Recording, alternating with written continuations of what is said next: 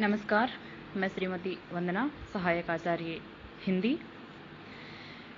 सभी विद्यार्थियों का आज की कक्षा में बहुत बहुत स्वागत है। प्रिय विद्यार्थियों, आज का अपना प्रकरण है आदिकालीन परिस्थितियां या आदिकालीन युगीन परिवेश। साहित्य मानव समाज की भावात्मक स्थिति और गतिशील चेतना की अभिव्यक्ति माना जाता है, अतः उसके प्रेरक तत्व के रूप में मनुष्य के परिवेश का बहुत ही अधिक महत्व है। किसी भी काल के साहित्य इतिहास को समझने के लिए उस परिवेश को ठीक प्रकार से समझना अत्यंत ही आवश्यक हो जाता है। इसी दृष्टि से आदिकालीन साहित्य के इतिहास के साथ साथ तत्कालीन राजनीतिक, धार्मिक, सामाजिक तथा सांस्कृतिक स्थितियों को जानना बहुत ही हमारे लिए जरूरी हो जाता है। इस दृष्टि से हम आज देखेंगे आदिकालीन परिस्थितियां, जिसमें हम पहला देखेंगे राजनीतिक स्थिति। आदिकालीन परिस्थितियां कैसी थी, उसमें राजनीतिक परिस्थिति उसमें कैसी थी, उसके बारे में हम जानेंगे। इस काल की राजनीतिक परिस्थिति वर्धन साम्राज्य के पतन से ही आरंभ हो जाती है। अंतिम वर्धन सम्राट हर्षवर्धन के समय से ही उत्तरी भारत पर यवन आक्रमण आरंभ हो गए थे। हर्षवर्धन ने दृढ़ता से उनका सामना किया, किंतु आक्रमणों की उस आंधी को वह भी रोक नहीं पाया था। उसकी समस्त शक्ति इस प्रतिरोध में समाप्त हो गई। उसके साथ ही वर्धन साम्राज्य भी एक प्रकार से लड़खड़ा उठा। हर्षवर्धन की मृत्यु ने भारत की संगठित सत्ता के खंड खंड हो जाने की सूचना दे दी तथा वे राजपूत राज्य सामने आए, जो निरंतर युद्धों की आग में जलते जलते अंततः विशाल इस्लाम साम्राज्य की नींव में समा गए। 8वीं शताब्दी से 15वीं शताब्दी ईस्वी तक के भारतीय इतिहास की राजनीतिक परिस्थिति हिंदू सत्ता के धीरे धीरे क्षय होने तथा इस्लाम सत्ता के धीरे धीरे उदय होने की करुण कहानी है। इसी ने उस मनस्थिति को जन्म दे दिया था जिसमें कोई भी एक प्रवृत्ति साहित्य में प्रधान नहीं हो सकी थी। यवन शक्तियों के आक्रमण का प्रभाव मुख्यतः पश्चिम एवं मध्य प्रदेश पर ही पड़ा था। इन्हीं क्षेत्रों की जनता युद्धों तथा अत्याचारों से विशेषतः प्रभावित हुई थी या कहीं आक्रांत हुई थी। यही वह क्षेत्र था जहां हिंदी भाषा का विकास हो रहा था। अतः इस काल का हिंदी साहित्य आक्रमण और युद्धों के प्रभावों की मनस्थितियों का प्रतिफलन ही कहा जा सकता है। राजनीतिक परिस्थितियां बिल्कुल भी उसमें ठीक नहीं थी, क्योंकि 8वीं से 15वीं शताब्दी तक का जो राजनीतिक परिस्थिति थी उसमें हिंदू सत्ता धीरे धीरे क्षय हो गई थी और इस्लाम सत्ता का आगमन हो गया था या उदय हो गया था। दूसरी परिस्थिति अपन देखते हैं धार्मिक स्थिति। ईसा की 6वीं शताब्दी तक देश का धार्मिक वातावरण शांत था। विभिन्न धार्मिक संप्रदायों में परस्पर मेलजोल बढ़ने लगा था। वैदिक यज्ञ, मूर्ति पूजा तथा जैन एवं बौद्ध उपासना पद्धतियां एक साथ चल रही थी। किंतु 7वीं शताब्दी के साथ देश की धार्मिक स्थितियों में परिवर्तन आरंभ हो गया था। इस समय आलवार और नैनार संत दक्षिण भारत से उत्तर भारत की ओर एक धार्मिक आंदोलन लेकर आए थे। 642 ईस्वी में जब हेनसांग ने दक्षिण भारत की यात्रा की तो वहां बौद्ध धर्म के पतन की झलक पाकर वह भी बहुत ही दुखी हो गया था। उत्तर भारत में भी इस समय यह प्रभाव आ रहा था। वैष्णव मत इस समय अधिक प्रतिष्ठित नहीं था, अतः जनता में या तो जैन मत का सम्मान पा रहा था या फिर शैव मत। परिणाम स्वरूप शैव और जैन मत आगे बढ़ने की होड़ में परस्पर टकराने लग गए थे। 12वीं शताब्दी तक वैष्णव आंदोलन तीव्र होने लगा था और शैव आंदोलन ने भी नया रूप ले लिया था। इसके परिणाम स्वरूप नतीजा यह हुआ कि जैन मत के प्रचारकों की शक्ति घटने लगी थी। राजपूत राजा अहिंसा मूलक मतों में विश्वास नहीं किया करते थे, उन पर शैव मत का प्रभाव अधिक था। धार्मिक स्थानों की दुर्दशा हो चली थी। व्यभिचार, आडंबर, अर्थलोभ आदि जिन दोषों का बौद्ध विहारों में प्राधान्य हो गया था, उन्हीं से हिंदू मंदिर भी एक प्रकार से ग्रस्त हो गए थे। पुजारी एवं महंत धर्म के सच्चे स्वरूप से अपरिचित होते जा रहे थे तथा अधिकार एवं धन का प्रलोभन एक प्रकार से बढ़ गया था। सोमनाथ मंदिर पर किए गए आक्रमण में महमूद की सफलता से जहां एक और शैव और जैन संघर्ष की सूचना मिलती है, वहां उससे मंदिरों में बढ़े हुए विलास एवं धन संग्रह का भी पर्दा खुल जाता है। देशव्यापी धार्मिक अशांति के इस काल में एक बाहरी धर्म इस्लाम का प्रवेश भी कम महत्व नहीं रखता। अशिक्षित जनता के सामने अनेक धार्मिक राहें बनती जा रही थी, किंतु जो राह दिखाने वाले लोग थे वो ज्यादा ईमानदार नहीं थे। बौद्ध सन्यासी यौगिक चमत्कारों का प्रभाव दिखा रहे थे। वैदिक एवं पौराणिक मतों के समर्थक खंडन मंडन की भूल भुलैया में पड़े हुए थे। उधर जैन धर्म पौराणिक आख्यानों को नए ढंग से गढ़कर जनता की आस्थाओं पर नया प्रभाव जमाने लग गया था। वैष्णवों की धार्मिक कथाएं जैन कथाएं बनती जा रही थी। इस प्रकार नास्तिकता आस्तिकता का आवरण ओढ़कर जनता में भ्रांत वातावरण वह बना रही थी। इस प्रकार से हम कह सकते हैं कि आदिकाल की धार्मिक परिस्थितियां हैं अत्यंत ही विषम तथा असंतुलित थी। जनमानस पर गहरा असंतोष, क्षोभ तथा भ्रम छाया हुआ था। कवियों ने इसी मानसिक स्थिति के अनुरूप खंडन मंडन, हठ योग, वीरता एवं श्रृंगार का साहित्य लिखा। इस प्रकार आदिकालीन परिस्थितियों में धार्मिक परिस्थिति भी एक प्रकार से विषम और असंतुलित ही थी। अब अपन देखेंगे तीसरी परिस्थिति, सामाजिक परिस्थिति। पूर्वोक्त राजनीतिक तथा धार्मिक परिस्थितियों का देश की सामाजिक परिस्थितियों पर भी बहुत ही गहरा प्रभाव पड़ रहा था। यानी जो राजनीतिक परिस्थितियां विषम थी और धार्मिक परिस्थितियां असंतुलित थी, उनका देश की सामाजिक परिस्थितियों पर भी एक प्रकार से समाज पर गहरा प्रभाव पड़ रहा था। जनता शासन तथा धर्म दोनों ओर से एक प्रकार से निराश्रित होती जा रही थी। युद्धों के समय उसे बुरी तरह से पीसा जाता था। वह ईश्वर की ओर दौड़ती थी तो सर्वत्र भ्रम और असहायता की स्थिति उसे मिलती थी। जाति पाति के बंधन भी कड़े होते जा रहे थे। उच्च वर्ण के लोग भोग करने के लिए थे तथा निर्धन वर्ण के लोग मानो एक प्रकार से श्रम करने के लिए ही पैदा हुए हैं।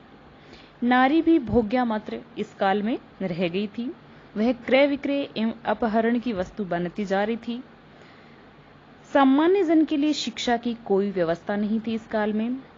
सांप्रदायिक तनाव बढ़ने के कारण साहित्य और शास्त्र का ज्ञान सामान्य जाति की नारियों व पुरुषों के लिए एक प्रकार से सुलभ नहीं था, उनके लिए अप्राप्य बना दिया गया था। सती प्रथा भी इस समय के समाज का एक भयंकर अभिशाप बनकर उभर रही थी। फलतः सामान्य जाति की नारी के लिए पुरुष का जीवन और मृत्यु दोनों ही भयंकर घटना बनते जा रहे थे। अनेक प्रकार के अंधविश्वास भी इस काल में प्रचलित थे। साधु सन्यासियों के शापों और वरदानों की ओर लोगों की दृष्टि उसमें रहने लग गई थी। योगियों का गृहस्थों पर भयंकर आतंक इस काल में छाया हुआ था। जीवन यापन के साधन दुर्लभ होते जा रहे थे तथा निर्धनता सदा चारों ओर मनुष्यों को घेरे रहती थी। भांति भांति के इस काल में पूजा पाठ, तंत्र मंत्र तथा जप तप करके भी लोग दुर्भिक्ष, युद्ध तथा महामारियों के संकट को नहीं टाल पा रहे थे। सामाजिक परिस्थिति की इस विषमता में जीने वाली जनता भाव के स्तर पर निरंतर ऐसे विचारों की एक प्रकार से प्यासी रहती थी जो उसे सांत्वना देकर मानसिक शांति की ओर बढ़ा सके। यानी सामाजिक परिस्थितियां बिल्कुल ही विषम थी और इस प्रकार से मनुष्य जाति एक प्रकार से मानसिक शांति चाहती थी। हिंदी के कवियों को जनता की इस स्थिति के अनुसार ही काव्य रचना की सामग्री जुटानी पड़ी। यानी किसी प्रकार से जनता को मानसिक शांति देने के लिए इस काल के कवियों ने उस जनता की स्थिति के अनुसार ही काव्य रचना की। अगली परिस्थिति है सांस्कृतिक परिस्थिति। हिंदी साहित्य का आदिकाल उस समय आरंभ हुआ जब भारतीय संस्कृति उत्कर्ष के चरम शिखर पर आरूढ़ हो चुकी थी और जब उसने भक्ति काल को अपना दायित्व सौंपा, उस समय भारत में मुस्लिम संस्कृति के स्वर्ण शिखर स्थापित होने लग गए थे। इस प्रकार आदिकाल को दो संस्कृतियों के संक्रमण एवं हास विकास की गाथा कहा जा सकता है। भारत में मुस्लिम संस्कृति के परिवेश के समय यहाँ की विभिन्न जातियों, मतों, आचारों, विचारों आदि में दीर्घकाल से चली आती हुई समन्वय की एक व्यापक प्रक्रिया पूर्णता को पहुंच रही थी। हर्षवर्धन के विशाल साम्राज्य ने हिंदू धर्म और संस्कृति को राष्ट्रव्यापी एकता का आधार दे दिया था। इस आधार पर छोटे मोटे भेदभाव एक प्रकार से खत्म हो गए थे या अस्त हो गए थे तथा स्वाधीनता एवं देशभक्ति के भाव दृढ़ होने लग गए थे। संगीत, चित्र, मूर्ति, स्थापत्य आदि कलाओं में जातीय गौरव की भावना अभिव्यक्त होने लग गई थी। स्थापत्य के क्षेत्र में विशेषतः मंदिरों का निर्माण धार्मिक सद्भाव का ही द्योतक था। भुवनेश्वर, खजुराहो, पुरी, सोमनाथपुर, बेलोर, कांची, तंजौर आदि स्थानों पर अनेक भव्य मंदिर आदिकाल के आरंभ के समय ही बना लिए गए थे। आबू का जैन मंदिर है जो भारतीय स्थापत्य कला का बेजोड़ नमूना कहा जा सकता है। 11वीं शताब्दी की ही महत्वपूर्ण देन है। इस शताब्दी तक हर हिंदू के लिए उसका समस्त जीवन धार्मिक कर्तव्यों का प्रतिरूप था। उसका समस्त चरित्र धर्म भावना से प्रेरित रहता था। संगीत, मूर्ति, चित्र आदि कलाओं में भी वह अपनी धार्मिकता की ही एक प्रकार से अभिव्यंजना करता था। आदिकाल में भारतीय संस्कृति का जो स्वरूप मिलता है वह परंपरागत गौरव से विच्छिन्न है तथा मुस्लिम संस्कृति के गहरे प्रभाव से निर्मित ही नजर आता है। तत्कालीन जनजीवन के हर स्वरूप पर इस संस्कृति की व्यापक छाप मिलती है। उत्सव, मेले, परिधान, आहार, विवाह, मनोरंजन आदि सब में मुस्लिम रंग ही मिला हुआ नजर आता है। संगीत, चित्र, वास्तु एवं मूर्ति कलाओं पर भी एक ऐसा पर्दा मिलता है जिसके भीतर भारतीय परंपरा धीरे धीरे क्षय होती जाती है। चित्रकला के क्षेत्र में इस काल में के अंत में जो थोड़ा बहुत कार्य हुआ उस पर भी मुस्लिम प्रभाव ही पाया जाता है। हिंदू कलाकार अजंता की शैली को भूलते जा रहे थे। वे मुस्लिम विचारों और भावनाओं को भारतीय रेखाओं में अटपटे रंगों में भर रहे थे। राजपूत राजाओं के दरबार में मुस्लिम प्रभाव से चित्रकला की जो शैली आरंभ हुई उसका विकास आदिकाल के पश्चात ही अधिक हो सका था। जहां तक मूर्तिकला का प्रश्न है तो उसमें मुस्लिम शासक मूर्ति पूजा के विरोधी थे। आदिकाल के आरंभ तक निर्मित अधिकांश मूर्तियां धर्म से ही प्रभावित थी। अतः इस्लामी शासन की स्थापना से दोहरा धक्का लगा। एक तो पुरानी मूर्तियां नष्ट व्यस्त कर दी गई, दूसरे नई मूर्तियों के निर्माण की संभावना भी कम हो गई। राजपूत राजाओं को भी मूर्तिकला के विकास के लिए न तो अवसर मिला और न ही उसमें उनकी रुचि शेष रह गई थी। इस प्रकार से मूर्तिकला का इस काल में कोई विकास नहीं हो पाया। इस प्रकार आदिकाल की भारतीय संस्कृति उत्कर्ष प्राप्त निजी परंपरा के हास तथा इस्लाम के सम्मिश्रण की एक ऐसी कहानी कही जा सकती है जिसमें कलात्मक चेतना का मुक्त और जीवंत स्वरूप बहुत ही कम देखने को मिलता है। और जितना कुछ इसमें मूर्तिकला है, चित्रकला है, संगीत, स्थापत्य कला, जितना भी विकास हुआ उस पर भी मुस्लिम रंग ही चढ़ा हुआ था। साहित्यिक वातावरण अगली परिस्थिति के रूप में अपन देखते हैं। इस काल में साहित्य रचना की 3 धाराएं बह रही थी।